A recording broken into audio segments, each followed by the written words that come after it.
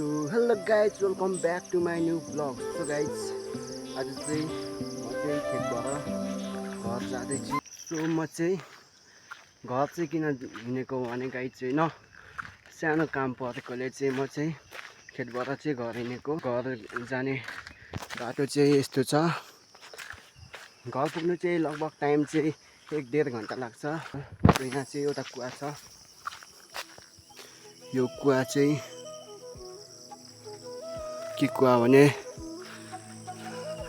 जालपादेवी यता अनि यता चाहिँ सिंहदेवी रहेछ.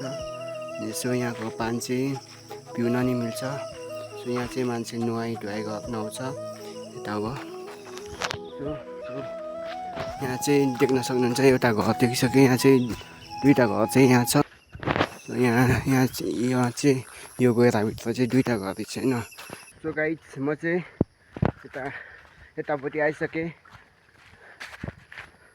सो यहाँ चाहिँ यहाँदेखि चाहिँ उँभो चाहिँ अर्को, यहाँदेखि उँभो चाहिँ अर्को गाउँ. यहाँ चाहिँ यस्तो यो कुन घाँसहरू रोपेको रहेछ. गाइज म चाहिँ अहिले यो रातमाथि यता आइपुगेको छु. थाहा छैन.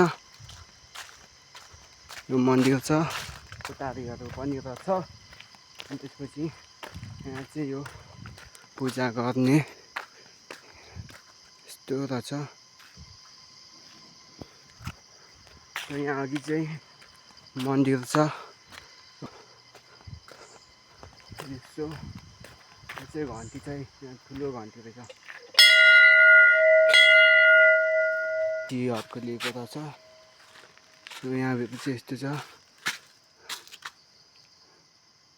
यहाँभित्र चाहिँ पूजा गर्ने रहेछ. बिहान बिहानै पूजा गर्छ क्या. अनि सो गाइज म चाहिँ यो सानो राम्चे भन्ने ठाउँ चाहिँ आइपुगिसकेको छु. यहाँ चाहिँ सानो सानो घरहरू छ. यो सानो राम्चेमा चाहिँ म चाहिँ यो राम्चे कट्नु लागेको छु. सो यतातिर चाहिँ यो मकै चाहिँ पाक्न लागेको छ होइन. अनि सो यो चाहिँ देख्न सक्नुहुन्छ. यो चाहिँ यो बाँदर रुङ्नुको लागि है. यहाँ बाँदर चाहिँ टन्नै आउँछ कि, त्यही भएर यो बाँदर रुङ्ने बनाएको रहेछ मान्छेले. सो मकैहरू चाहिँ बाँदरले बाँकिराख्दैन के हो. सो गाइज म चाहिँ यहाँ यो राम्चेको कर्नु आँटेको छु. राम्चे होइन. यहाँ चाहिँ एउटा भाइले चाहिँ होइन यहाँ यो बाँदर रुँग्दै रहेछ क्या. कुकुर नि रहेछ यहाँ. सो यो भाइले चाहिँ यहाँ बाँदर रुँग्दै रहेछ. के गरेको भाइ? के गरेको? बाँदर रुँगेको. कुकुरले टोक्दैन? टोक्छ. अनि सो यो चाहिँ कसले बनाएको भाइ? निनीले हो. राम्रो बनाएछ. सो यो चाहिँ बाँदर रुँग्नुको लागि बनाएको. यहाँ मुनि चाहिँ बाँदर कति आउँछ भाइ? धेरै आउँछ. अनि यहाँ चाहिँ यस्तो धेरै खेती गरेको रहेछ क्या. यो चाहिँ भाइको घर रहेछ. अनि सो यो ठाउँको नाम के हो? सानो राम्चे हो. सानो राम्चे हो. सानो राम्चे भन्छ होइन यहाँ. अनि यसो यस्तै छ यतातिर चाहिँ. अनि भाइको नाम? इसाक के हो? यसो ल ल. गाइजहरू अब म चाहिँ फेरि अब आफ्नै बाटो हिँड्दैछु. सो म चाहिँ यता भएर जानुपर्ने छ. सो यहाँ यताबाट चाहिँ यस्तो देखिँदो रहेछ. पानी पनि पर्न लागेको छ. चाहिँ राम्चेबाट नि यता कटेर आइसकेँ. अनि अहिले चाहिँ म चाहिँ यो कुन खेत हो भन्छ होइन, यो ढुङ्गे के हो यो खेत आइपुगेको छु. अनि बादलले चाहिँ एकदम धुम्म बनाइरहेको छ कि पानी आज ठुलै पर्ला जस्तो छ. यहाँ मुनि चाहिँ तोली धान पनि रोपेको रहेछ. तर बाँदरले खानै दिँदैन के बाँदरले सबै सकिहाल्छ. रोपेको नरोपेको एउटै हुन्छ क्या. सो म चाहिँ यहाँ जङ्गल फेरि छिरिसकेको छु.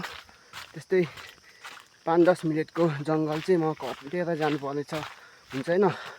अनि म चाहिँ यही जङ्गलभित्र छु अहिले चाहिँ. यहाँ चाहिँ धेरै छ क्या. यो जङ्गल पस्नुपर्छ फेरि निस्किनुपर्छ त्यस्तो हुन्छ. सो गाइज म चाहिँ फेरि जङ्गल कटेर नि फेरि यताबाट निस्केको छु. यो चाहिँ राजकुलो भन्छ. यो चाहिँ राजकुलो रोड होइन. अनि सो यता सानो बाटो छ.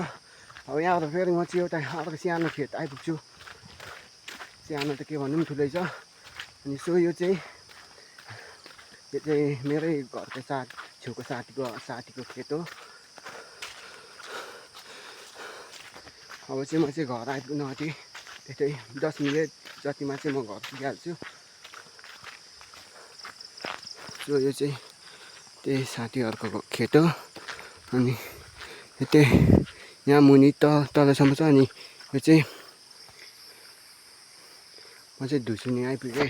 यो चाहिँ धुसुनी हो। धुसुनी आइपुगिसकेमा चाहिँ म चाहिँ यता डरामा आइसकेँ। सो यो चाहिँ हाम्रो भैँसी गोठ है। भैँसी गोठ यो चाहिँ हाम्रो। अनि यहाँ चाहिँ कोदोको बिउहरू छरेको छौँ। अनि यो मकैहरू। अनि सो यति चाहिँ हाम्रो बारी हो। अनि सो म चाहिँ घर आइपुग्न लागेँ। सो गाइज फाइनल्ली म चाहिँ घर आइसकेको छु। सो घर चाहिँ यही हो। सो गाइज भिडियो मन पऱ्यो भने लाइक अनि सब्सक्राइब गर्नु नभुल्नु होला। सो आजको भिडियो चाहिँ यति नै। सो अर्को भिडियोमा भेटौँला। So by.